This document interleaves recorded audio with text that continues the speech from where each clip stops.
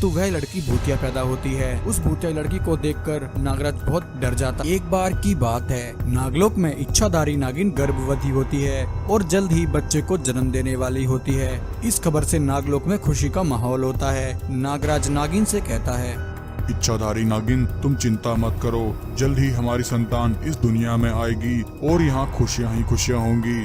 वहीं नागलोक में एक लालची चुड़ैल नागराज की ये सारी बातें सुन रही होती है। चुड़ैल कहती है, अच्छा, तो यह नागिन गर्भवती है।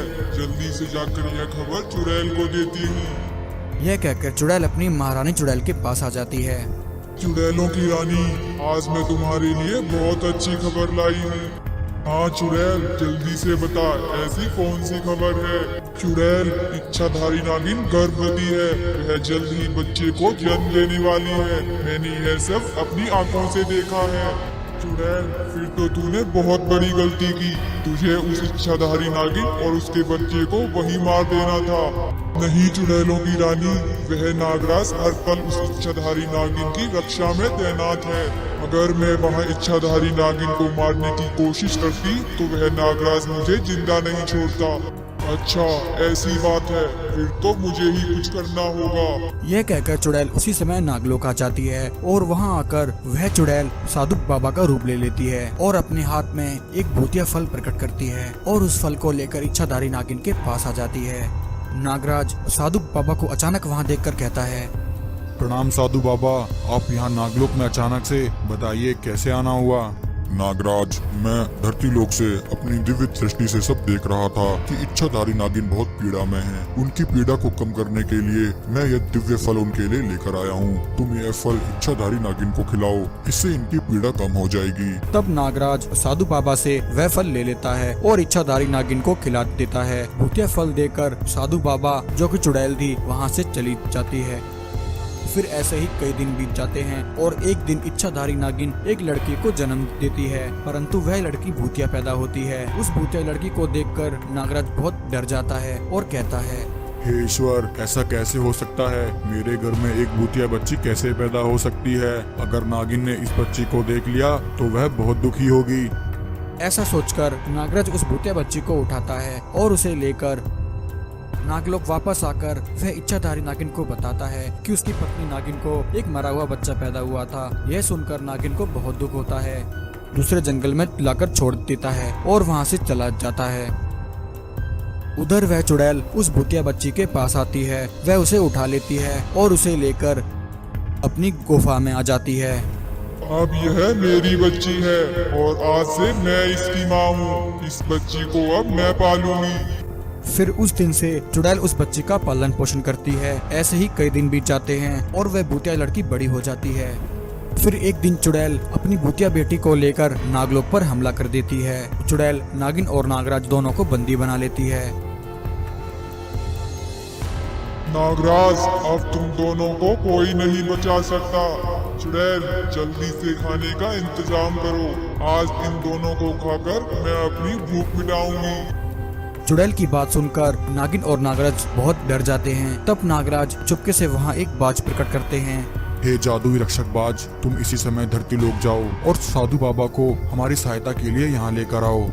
यह सुनकर साधु बाबा उसी समय जादुई बाज पर बैठकर नागलोक आ जाते हैं। साधु बाबा को वहां देखकर चुड़ैल और उसकी भूतिया बेटी साधु बाबा को मारने के लिए उसकी तरफ आती है। क्योंकि साधु बाबा के पास दिव्य शक्तियां थी, तो साधु बाबा उस भूतिया लड़की को पहचान लेते हैं कि वह लड़की नागिन की बेटी है। तब साधु बाबा उस लड़की को छोड़ देते हैं और उन दोनों चुड़ैलों को अपनी शक्तियों से जलाकर भस्म कर देते हैं। चुड़ैल के मरने के बाद नागराज साधु बाबा से कहता है, साधु बाबा, अब हम इस भूतिया बच्ची का क्या करें? तब साधु बाबा नागिन और नागराज को सारी बात बताते हैं कि वह भूतिया बच्ची और कोई नहीं, वह उन्हीं की बेटी है। चुड़ैल ने धोखे से भूतिया फल खिलाकर उनकी बेटी को भूतिया बना दिया था। यह कहकर साधु बाबा अपना हाथ उस भूतिया लड़की पर रखते हैं और वह लड़की अपने असली रूप में आ जाती है। नागराज और नागिन अपनी बेटी को वापस पाकर बहुत खुश होते हैं और साधु बाबा का धन्यवाद करते हैं। ऐसा कहकर चुड़ैल सभी गांव वालों से अपनी भूतिया चक्की घुमाती है। अगले दिन वह चुड़ैलें फिर से गांव में आती हैं और हमला कर देती हैं। चुड़ैलें इस बार साधु बाबा को पकड़ लेती। एक बार की कहानी है। एक बार कुछ दुष्ट लालची चुड़ैलें एक जादुई दरवाजे के रास्ते अचानक से गांव में आ जाती हैं और गांव वालों पर हमला कर देती हैं। उन चुड़ैलों को देखकर गांव में हाहाकार मच जाती है। गांव वाले अपनी जान बचाने के लिए इधर उधर भागने लगते हैं। तभी चुड़ैल कहती है, बहनों, पकड़ लो इन गांव वालों को, हमें ज्यादा से ज्यादा इंसानों की जरूरत है। बच्चों को छोड़कर बाकी सबको ले चलो। चुड़ैलें कई गांव वालों को पकड़ लेती हैं। वहीं एक चुड़ैल एक बूढ़े व्यक्ति को पकड़ लेती है। चुड़ैलों की रानी कहती है, बहन, यह बूढ़ा व्यक्ति हमारे किसी काम का नहीं है, इसे यहीं छोड़ दो। चुड़ैलें उस बूढ़े व्यक्ति को वहीं छोड़ देती हैं और बाकी सभी गांव वालों को लेकर जादुई दरवाजे के रास्ते निकल जाती हैं। और सभी गांव वालों को लेकर चुड़ैल लोग आ जाती हैं। वहां लाकर चुड़ैल सभी गांव वालों को एक लाइन में खड़ा कर देती है और उन्हें अपनी जादुई भूतिया बिजली चक्की दिखाती है और कहती है, सुनो गांव वालों, यह मेरी भूतिया बिजली चक्की है। तुम सब गांव वालों को मिलकर इस चक्की को घुमाना होगा, जिससे इस चक्की से बिजली पैदा होगी। उस बिजली से हम चुड़ैलों की शक्तियां बढ़ेंगी। अगर तुम में से किसी ने यह चक्की नहीं घुमाई और यहाँ से भागने की कोशिश की तो हम चुड़ैलें उसे जिंदा खा जाएंगी।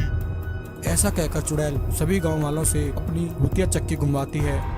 चक्की घुमाते ही उसमें से एक तेज बिजली निकलती है। चुड़ैलें उस बिजली को अपने अंदर समा लेती हैं और अपनी शक्तियां बढ़ाने लगती हैं। तभी चुड़ैलों की रानी कहती है, चुड़ैल बहन, इतनी बिजली से काम नहीं चलेगा, अभी हमें और इंसानों की जरूरत पड़ेगी। तुम फिर से धरती लोग जाओ और बचे कुछ इंसानों को भी पकड़ कर ले आओ। उधर गांव में नागिन और नागराज आते हैं। गांव को यूं सुनसान देखकर वह दोनों हैरान हो जाते हैं। नागराज और नागिन उस बूढ़े व्यक्ति के पास आते हैं और कहते हैं, काका, इस गांव को क्या हो गया है? हमें यहाँ कोई भी व्यक्ति नजर नहीं आ रहा। सभी गांव वाले अचानक से कहाँ चले गए? नागराज की बात सुनकर बूढ़ा व्यक्ति उन्हें सारी बात बताता है।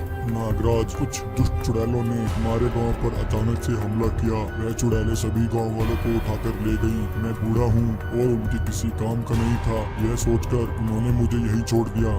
बूढ़े व्यक्ति की बात सुनकर नागराज कहता है, चदारी नागिन, यह तो बहुत ही बुरा हुआ। वह चुड़ैलें न जाने इन मासूम गांव वालों को कहाँ लेकर गई होंगी, पता लगाना होगा। अगले दिन वह चुड़ैलें फिर से गांव में आती हैं और हमला कर देती हैं। चुड़ैलें इस बार साधु बाबा को पकड़ लेती हैं। वहीं नागिन और नागराज देखते हैं कि चुड़ैल ने साधु बाबा को पकड़ लिया है। नागराज बोलता है, नागिन, ये चुड़ैलें गांव वालों को पकड़कर कहाँ ले जा रही हैं, यह पता लगाने के लिए हमें इनके साथ जाना होगा। तभी नागिन और नागराज इंसानी रूप ले लेते हैं। वह चुड़ैलें उन दोनों को भी पकड़ लेती हैं और उन्हें लेकर चुड़ैल लोग अपनी भूतिया बिजली चक्की के पास आ जाती हैं। नागराज देखते हैं कि चुड़ैल सभी गांव वालों से जबरदस्ती एक चक्की चलवा रही है और गांव वालों पर अत्याचार कर रही है। यह देखकर इच्छाधारी नागिन और नागराज अपने असली रूप में आ जाते हैं। नागिन और नागराज को वहां देखकर चुड़ैलों की रानी कहती है, अरे मूर्ख चुड़ैलों, यह तुम किसे उठा लाए? यह तो नागिन और नागराज हैं।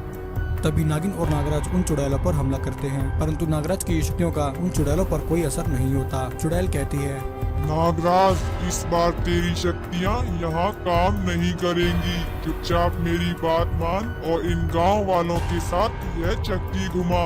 वहीं इतने में साधु बाबा अपनी दिव्य दृष्टि से उस भूतिया चक्की का राज जान जाते हैं और नागराज से कहते हैं, नागराज, यह चुड़ैलें इस भूतिया चक्की से शक्तियाँ प्राप्त करती हैं। इन चुड़ैलों को खत्म करने के लिए इस भूतिया चक्की को नष्ट करना होगा।